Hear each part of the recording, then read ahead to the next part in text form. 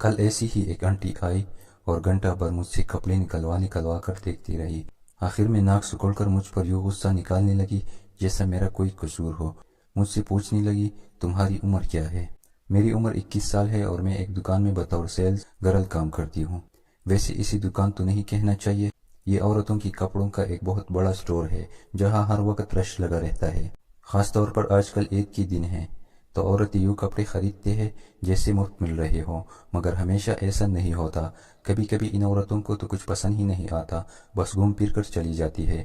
کل ایسی ہی ایک آنٹی آئی اور گھنٹہ بھر مجھ سے کپڑے نکلوا کر دیکھتی رہی۔ آخر میں ناک سکڑ کر مجھ پر یوں غصہ نکالنے لگی جیسا میرا کوئی قصور ہو۔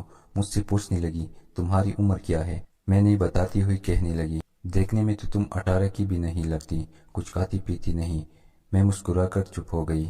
انہیں کیا پتا کہ میری پروٹین سے بھرپور غیر ملکی سیریل کا نہیں بلکہ چائے میں ڈبل روٹی ڈبو کر ناشتہ کرتی ہوں اور اسی کو لنچ سمجھ کر دوپہر میں کچھ نہیں کھاتی۔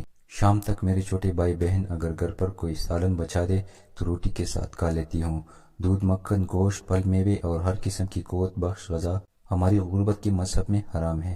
اس اسٹور میں کام کرتے ہوئے مجھے تقریباً 6 ماہ ہو گئے ہیں۔ 15,000 تنخواہ ہے۔ جو کچھ کرنا ہے انہی پیسوں میں کرنا ہے۔ کمپنی صرف 2 یونیفارم بنا کر دیتی ہے جو اسکارف سمیت ڈیوٹی پر پہننا لازم ہے، باقی آنا جانا کھانا پینا سب تنخواہ میں سے خود کرنا ہے۔ اسٹور میں ایک لڑکا بھی کام کرتا ہے جو موٹر سائیکل پر آتا جاتا ہے۔ نوکری کے چند ہفتوں بعد مجھے پتہ چلا کہ وہ اسی علاقے میں رہتا ہے جہاں میرا گھر ہے۔ پھر ایک دن خود اس نے کہا کہ میں تمہیں واپسی پر گھر چھوڑ آیا کروں گا۔ شروع میں تو میں بہت گھبرائی، لوگ کیا کہیں گے۔ پھر سوچا کہ اگر میری 15,000 تنخواہ میں سے 2,000 آنے جانے میں لگ گئے تو پھر لوگ کیا کہیں گے۔ مہینے کے آخری دنوں میں اگر میرے بھائی بہن بھوکے سو گئے تو پھر لوگ کیا کہیں گے۔ جواب آیا کہ پھر لوگ کچھ نہیں کہیں گے۔ بس یہی سوچ کر میں نے اس لڑکی کے ساتھ اسٹور آنا جانا شروع کر دیا۔ میں اسے بھائی کہتی ہوں اور دل سے بھائی مانتی ہوں، مگر اس کے باوجود میرے ماں کی تسلی نہیں ہوئی۔ ایک دن مجھے بتائے بغیر وہ برقع اڑ کر مسجد کے مولوی صاحب کے پاس چلی گئی اور یہ مسئلہ بیان کیا۔ مولوی صاحب نے کہا کہ جوان لڑکی نامحرم لڑکے کے ساتھ موٹر سائیکل جڑ کر بیٹھ کے جانا درست نہیں ہے۔ پھر کہنے لگے کہ بہتر ہوگا لڑکی کا نکاح کسی صالح اور دیندار شخص کے ساتھ پڑھوا دو، بھلے وہ شادی شدہ کیوں نہ ہو۔ شریعت کے روح سے مولوی صاحب نے درست اور سیدھی بات بتائی، مگر ان حالات میں غربت دیکھ کر کوئی آسانی سے شادی کے لیے راضی نہیں ہوتا۔ میری ماں مولوی صاحب سے مسئلہ پوچھ کر چپ چاپ واپس آ گئی۔ اس اسٹور میں ہر قسم کے لوگ آتے ہیں۔ لوگ اکثر مجھے اپنا کارڈ دے جاتے ہیں جن پر ان کا فون نمبر لکھا ہوتا ہے۔ مجھے سمجھ نہیں آتی کہ وہ ایسا کیوں کرتے ہیں۔ شاید انہیں میری شکل اچھی لگتی ہے، مگر میں خود کو دیکھتی تو میرا قد چھوٹا ہے، چہرہ بے رونق ہے اور خوراک کی کمی نے مجھے لاغر کر رکھا ہے۔ ایسے میں نہ جانے انہیں مجھ سے کیا چاہیے، مگر اب میں ان باتوں کے بارے میں زیادہ نہیں سوچتی، عادی ہو گئی ہوں۔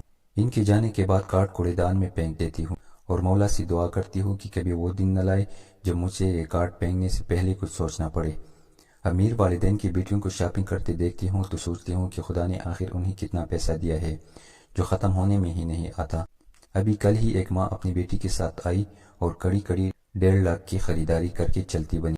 اس دوران بیٹی یوں منہ بناتی رہی جیسے اسے کچھ بھی پسند نہ آیا ہو، اور ماں کہتی رہی، کوئی بات نہیں، ایک دفعہ پہننے میں کیا برے ہے۔ جب بھی ایسا کوئی خریدار آتا ہے تو میرے دماغ میں اس خود کیلکولیٹر چلنے لگتا ہے۔ میں سوچتی ہوں کہ اس عورت نے ایک سوٹ 15,000 کا خریدا ہے جو میری ایک ماہ کی تنخواہ کے برابر ہے۔ میں نے اس تنخواہ میں پورا مہینہ زندہ رہ کر کھانا ہے، جبکہ اس عورت نے 2 مرتبہ یہ سوٹ پہن کر الماری میں لٹکا دینا ہے۔ مگر پھر فوراً ہی مبسط خیالات اپنی دماغ سے جھٹک دیتی ہوں۔ رب کی مرضی، وہ جسے چاہتا ہے بے حساب دیتا ہے۔ ہم کون ہوتے ہیں اس کی تقسیم پر سوال اٹھانے والے؟ میرے مولا کو تو سب پتہ ہے، کچھ چھپا ہوا نہیں ہے۔ وہی رازق ہے، وہی منصف، اور ایک دن میری بھی سنے گا۔ مگر پھر میرے خیالات کی روح بہک جاتی ہے اور مجھے اللہ معاف فرمائے عجیب مایوس خیال گھیر لیتے ہیں۔ علامہ اقبال کا وہ شعر یاد آتا ہے جس کا مطلب کچھ یوں ہے کہ خدا ہر شے کا اختیار رکھتا ہے اور خود کو عادل بھی کہتا ہے، تو پھر ہم مزدوروں کی دن رات اتنے مشکل کیوں کٹتے ہیں؟ میں سمجھتی ہوں پھر بھی میرے رب کی مجھ پر عنایت ہے، مگر یہ ان لوگوں کے لیے امتحان ہے جو ہمارے حالات جانتے ہیں مگر منہ پھیرے ہوئے ہیں۔ مالی تعاون تو دور کی بات، کبھی کوئی پرسا حال بھی نہیں بنتا۔